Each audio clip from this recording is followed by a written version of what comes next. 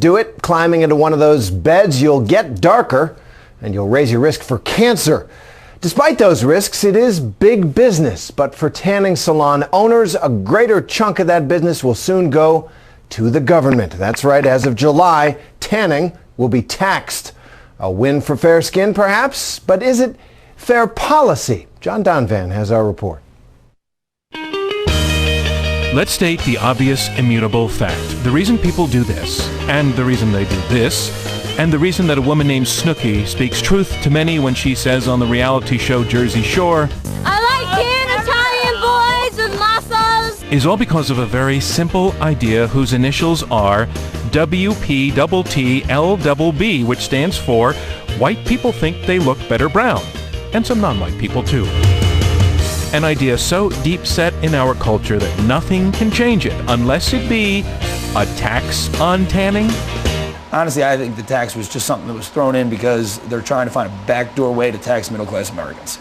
Meet Chris Hart, tanning salon owner, and don't even get him started on the tanning tax that kicks in this summer. Do you think that it's a direct assault on what you're trying to do? So do I take it as a direct personal assault on this business? No, I don't look at it that way. I look at it as a tax on small business owners. I look at it as a tax on consumers. It's a tax on Americans.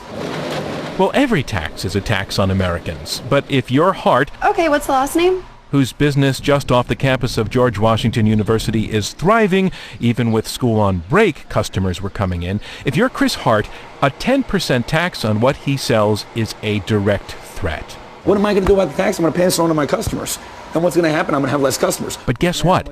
That is exactly what many supporters of the tanning tax want. I think the tax is a wonderful thing. They want less action on the tanning beds, a lot less.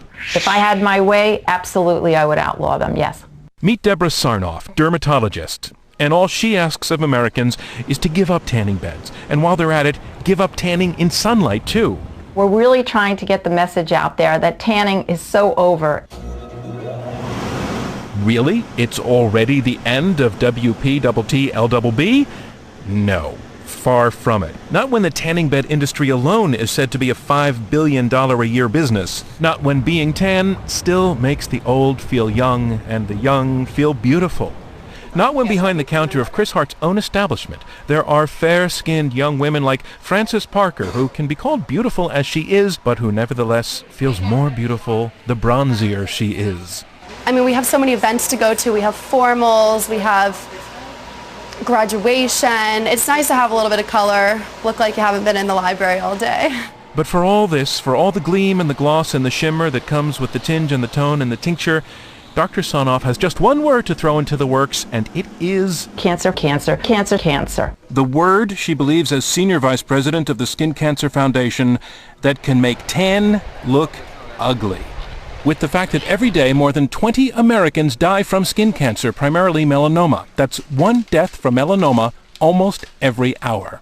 It's a human carcinogen. Many people don't realize that it's right up there with arsenic or plutonium or radon. Very many carcinogens that are proven in humans. She's talking about the UVA light that is used in tanning beds, but she could be talking about... Because you know, cancer has killed cool before. Smoking was so very cool, a habit for the healthy, for men who rode horses, for liberated women who were changing the world. You've come a long way, baby.